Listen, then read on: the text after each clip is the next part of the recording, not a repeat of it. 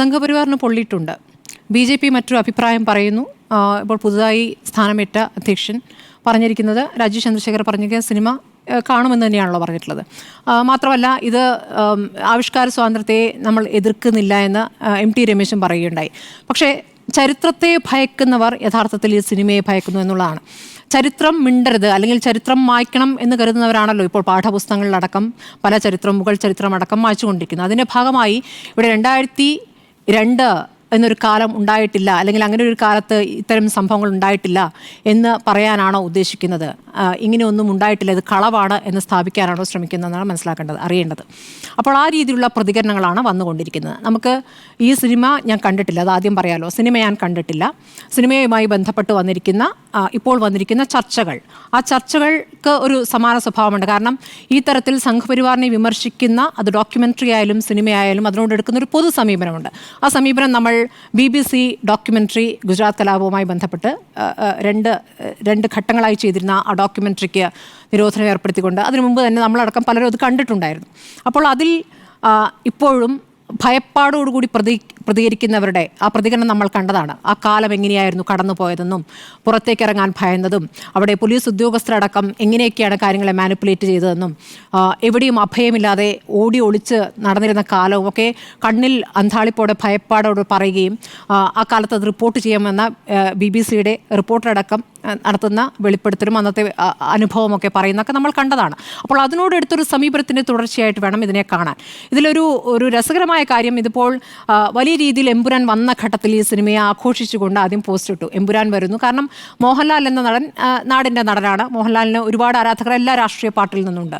അപ്പോൾ സ്വാഭാവികമായും സംഘപരിവാറിലൊരു മോഹൻലാലിനെ ആ തരത്തിൽ ആരാധിക്കുന്നവർ എമ്പുരാൻ വരുന്നു, കാണാൻ പോകുന്നു എന്നുള്ള മട്ടിൽ പോസ്റ്ററുകൾ ഇട്ടു. അതിനുശേഷം അത് പിൻവലിക്കേണ്ടി വരുന്നു, ഞാനിതാ ടിക്കറ്റ് ക്യാൻസൽ ചെയ്യുന്നു എന്നുള്ള പോസ്റ്ററുകളാണ് പിന്നെ കാണുന്നത്. പിന്നെ ഇപ്പോൾ മോഹൻലാലിനെ ചുരുക്കമേ ഉള്ളൂ മോഹൻലാലുമായി ബന്ധപ്പെട്ടുള്ള വിമർശനങ്ങളെന്നാണ് ഞാൻ മനസ്സിലാക്കുന്നത്. അത് അദ്ദേഹത്തിൻ്റെ മേജർ പദവി എടുത്തു കളയണം. നമുക്കറിയാം അദ്ദേഹത്തെ BJPയുടെ ഒരു ഭാഗമായിട്ട് അല്ലെങ്കിൽ BJP അനുഭാവമുള്ളൊരു നടനായിട്ട് തെറ്റിദ്ധരിക്കുന്നുണ്ടാകാം. അദ്ദേഹം നാടിൻ്റെ നടനാണ്. എല്ലാവരുടെയും ഒരു രാഷ്ട്രീയ പാർട്ടിയും ഒരു നടൻ അല്ലെങ്കിൽ നിർമ്മാതാവ് എന്ന നിലയ്ക്കൊന്നും അദ്ദേഹത്തിന് ആരെയും പിണക്കാനൊന്നും സാധിക്കില്ല. അപ്പോൾ അതൊരു എന്താ പറയുക, ഒരു മിഡിൽ പാത്താണ് അദ്ദേഹം എടുക്കുന്നുണ്ടാവും. പക്ഷേ അദ്ദേഹം നമ്മുടെ ആളാണ് എന്ന് തോന്നിക്കുന്ന ചില കാര്യങ്ങൾ പലപ്പോഴും നമ്മൾ കണ്ടിട്ട് ഈ BJPയുടെ കാലത്ത് അദ്ദേഹത്തിന് മേജർ പദവി കൊടുത്തത്. അപ്പോൾ അത് തിരിച്ചെടുക്കണം എന്നടക്കമുള്ള അഭിപ്രായങ്ങളോട് വന്നുകൊണ്ടിരിക്കുകയാണ്. പക്ഷേ പൃഥ്വിരാജുമായി ബന്ധപ്പെട്ടാണ് അതിരൂക്ഷമായ വളരെ മോശമായ പരാമർശം. കാരണം പൃഥ്വിരാജ് ദേശവിരുദ്ധനാണ്, രാജ്യദ്രോഹിയാണ്, തീവ്രവാദിയാണ്. അദ്ദേഹം ഏതാണ് സിനിമ, അല്ലല്ല, അദ്ദേഹം വിദേശത്ത് പോയി മറ്റേ ബെന്യാമിന്റെ കഥ, ക്ഷമിക്കണം, ആടുജീവിതത്തിന്റെ ഷൂട്ടിന് പോയപ്പോഴാണ് അദ്ദേഹത്തിന് ISSയുമായി ബന്ധമുണ്ടായിട്ടുണ്ട് എന്ന രൂപത്തിലൊക്കെയാണ് അതിനെ വ്യാഖ്യാനിക്കുന്നത്.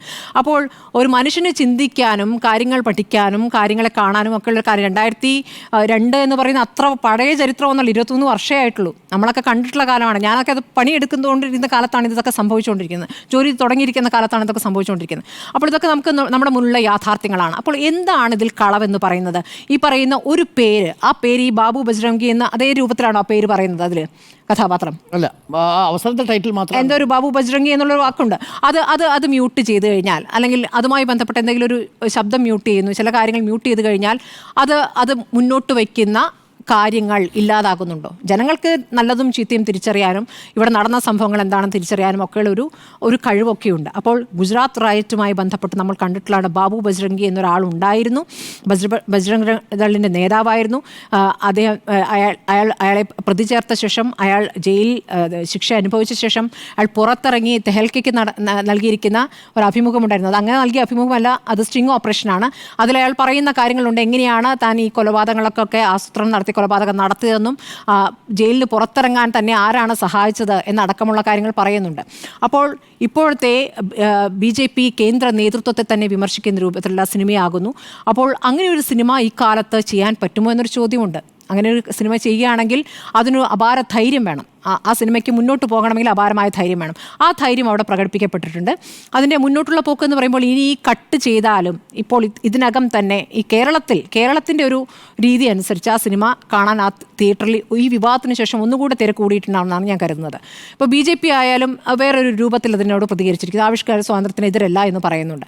അതേസമയം RSSൻ്റെ ലേഖനത്തെ തള്ളിക്കളയുന്നുമില്ല. RSSൻ്റെ ലേഖനത്തെ തെറ്റാണെന്ന് അവർക്ക് പറയാൻ പറ്റില്ല. അപ്പോൾ ആ ലേഖനത്തിൽ വളരെ എന്താ പറയുക, പൃഥ്വിരാജ് എന്ന ഒരു സിനിമാ നടൻ, സിനിമാ സംവിധായകൻ, നിർമ്മാതാവ് ഒരു രാജ്യദ്രോഹിയാണ്, അത് ദേശവിരുദ്ധമായ കാര്യങ്ങളാണ്, ദേശത്ത് നടന്ന കാര്യങ്ങൾ എങ്ങനെയാണ് ദേശവിരുദ്ധമാകുന്നത്, രണ്ട് വിഭാഗത്തെ ഇവിടെ ഭിന്നിപ്പിക്കാനുള്ള ശ്രമമാണ് നടക്കുന്നത് പറഞ്ഞു. ഭിന്നിപ്പിച്ച സംഭവത്തെക്കുറിച്ചാണ് പറയുന്നത്. ഇവിടെ ദ കേരള സ്റ്റോറി എന്ന സിനിമയാണ് യഥാർത്ഥത്തിൽ ഭിന്നിപ്പിക്കാനുള്ള ശ്രമം നടത്തിയിട്ടുള്ളത്. 32,000 പേർ കൺവേർട്ട് ചെയ്യപ്പെട്ടു എന്ന് പറഞ്ഞിട്ട് പിന്നീട് അത് വിവാദമായി കഴിഞ്ഞ ശേഷം പ്രൊമോയിൽ അത് പറഞ്ഞ ശേഷം പിന്നെ അത് 3 ആയി ചുരുങ്ങുന്നു. അത് നമ്മൾ കണ്ടതാണ്. ഇനി പിന്നെ പറഞ്ഞുകൊണ്ടിരിക്കുന്ന മറ്റൊരു കാര്യം എന്ന് പറയുന്നത് ഇവിടെ കൺവേർഷൻ നടന്നതിൻ്റെ കണക്കുകളാണ് ഇപ്പോൾ വലിയൊരു സംഭവമായിട്ട് അവതരിപ്പിച്ചുകൊണ്ടിരിക്കുന്നത്. ഇവിടെ മുഖ്യമന്ത്രി തന്നെ ലീഗലായി നടന്നിട്ടുള്ള, നിയമപരമായി നടന്നിട്ടുള്ള കൺവേർഷൻ്റെ കണക്ക് സഭയിൽ പറഞ്ഞിട്ടുണ്ട്. ആ കണക്ക് 5,000-ഓളം ഒരു 5 വർഷത്തിൽ നടന്നതാണെന്നേ. അത് സ്വന്തം താല്പര്യപ്രകാരം, ലീഗലി എന്ന് പറയുമ്പോൾ സ്വന്തം താല്പര്യപ്രകാരമായി കൺവേർട്ട് ചെയ്തവരാണ്. ആ കണക്കെടുത്തത് വലിയ കണക്കാണെന്ന രൂപത്തിൽ അവതരിപ്പിക്കുകയാണ്. തിരിച്ച് മറ്റ് മതങ്ങളിലേക്ക് മാറിയവരും ഇതിലും വലിയ കണക്കുണ്ടാകാം. ആ കണക്ക് കൂടി പരിശോധിക്കേണ്ടതുണ്ട്. അപ്പോൾ ഈ രൂപത്തിൽ ഇതിനെ അവതരിപ്പിക്കുമ്പോൾ കേരളം പോലൊരു സ്ഥലത്ത് അത് വില പോകില്ല. ഇതിപ്പോൾ മലയാളത്തിൽ മാത്രമല്ല, വിവിധ ഭാഷകളിൽ സിനിമ പ്രദർശിപ്പിക്കുന്നുണ്ട്. ഇതിനെതിരെ ഇപ്പോൾ ഡൽഹിയിലും അത്തരത്തിൽ പ്രതിഷേധമുണ്ടാകും. ഇനിയിപ്പോൾ ഹനുമാൻ സേന പ്രതിഷേധിക്കാൻ വരുന്നു എന്ന് പറയുന്നു. ഇപ്പോൾ മുഖ്യമന്ത്രി സിനിമ കാണാൻ പോയിരിക്കുന്നു എന്നുള്ളതാണ് നമ്മുടെ മുന്നിലുള്ള ഇപ്പോൾ വന്നിരിക്കുന്ന വാർത്ത. ഇതിൽ ഇടതുപക്ഷത്തെയും വിമർശിക്കുന്നുണ്ടാണ് ഞാൻ മനസ്സിലാക്കുന്നത്. അതാണ് റഹീം ഒരു ബൈറ്റിൽ പറയുന്നുണ്ട്, എനിക്ക് യോജിക്കാൻ പറ്റാത്ത കാര്യങ്ങളും ആ സിനിമയിലുണ്ട് എന്ന് വെച്ചാൽ സിനിമ വരരുത് എന്നല്ല. നമുക്ക് യോജിക്കാത്ത കാര്യങ്ങളിൽ നമുക്ക് എതിർപ്പ് പറയാം, ഇതൊരു അഭിപ്രായ വ്യത്യാസം പറയാം. അഭിപ്രായ വ്യത്യാസം പറയുന്നതും ഈ തരത്തിൽ ഭീഷണിപ്പെടുത്തുന്നതും രണ്ടാണല്ലോ. അപ്പോൾ അതിനെ കേരളം ആ രൂപത്തിൽ തന്നെ കാണും. ഒന്നുകൂടി ഞാൻ പറയുകയാണ്, ഈ കാലത്ത് ഈ 2025 ഇങ്ങനെയൊരു സിനിമ ചെയ്യാൻ കാണിച്ച ധൈര്യത്തിന് ഞാൻ ടീം പൃഥ്വിരാജിനെ ഞാൻ അഭിനന്ദിക്കുന്നു എന്നുള്ളതാണ് എനിക്ക് പറയാനുള്ളത്.